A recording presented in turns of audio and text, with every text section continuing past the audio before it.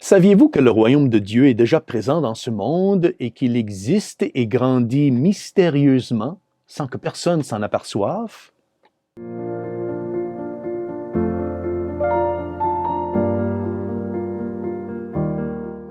Au nom du Père, et du Fils, et du Saint-Esprit, Amen. Chers frères et sœurs, Salve Maria, et bienvenue au commentaire de l'Évangile d'aujourd'hui. Dans l'Évangile d'aujourd'hui, le Seigneur Jésus nous raconte deux paraboles pour nous aider à mieux saisir et comprendre ce qu'il veut dire lorsqu'il nous parle du royaume de Dieu. L'Évangile nous est présenté par Saint Luc, chapitre 13, versets 18 à 21, et met en scène un homme et une femme au travail. Lisons la parabole. En ce temps-là, Jésus disait: « À quoi le règne de Dieu est-il comparable? À quoi vais-je le comparer? Il est comparable, dit le Seigneur, à une graine de moutarde qu'un homme a prise et jetée dans son jardin. Elle a poussé, elle est devenue un arbre, et les oiseaux du ciel ont fait leur nid dans ses branches. » Il dit encore: « À quoi pourrais-je comparer le règne de Dieu? Il est comparable au levain qu'une femme a pris et enfoui dans 3 mesures de farine, jusqu'à ce que toute la pâte est levée. » Le royaume de Dieu est comme un homme qui, d'un côté, prend une graine de moutarde et la jette dans son jardin. Et de l'autre côté, le royaume de Dieu est comme une femme qui prend du levain et le mélange avec de la farine. Dans chaque cas, l'homme et la femme doivent se mettre en action. L'un sème et l'autre pétrit.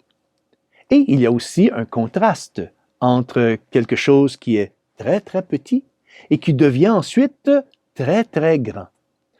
La graine de moutarde devient un arbre où les oiseaux trouvent refuge et la levure, mélangée à la farine, produit du pain qui nourrira toute la famille.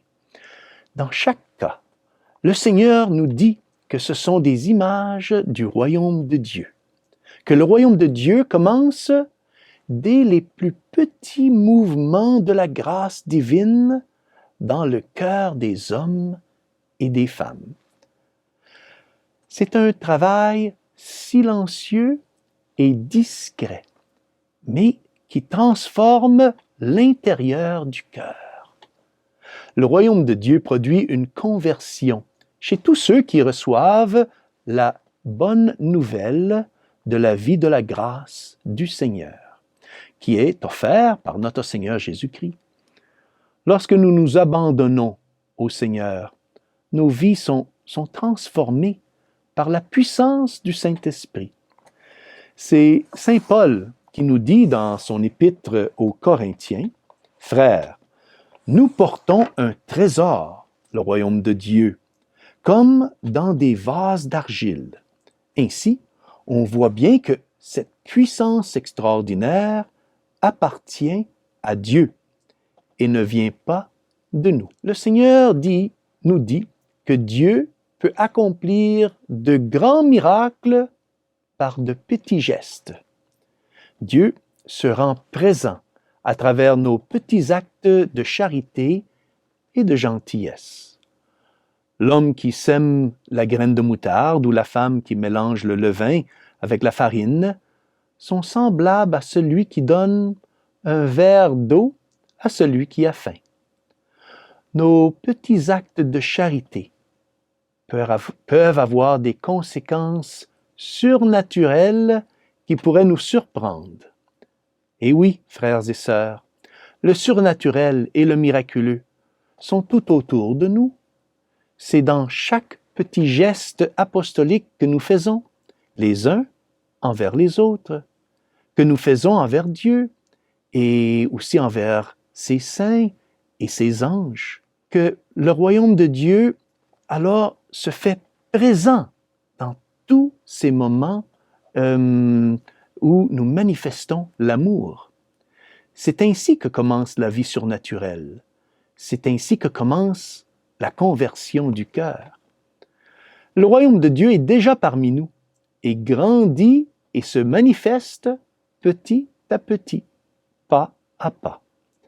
Demandons donc, frères et sœurs, à Notre-Dame de nous aider à toujours permettre au Saint-Esprit de prendre contrôle de nos vies, afin que le royaume de Dieu puisse fleurir en nous et tout autour de nous.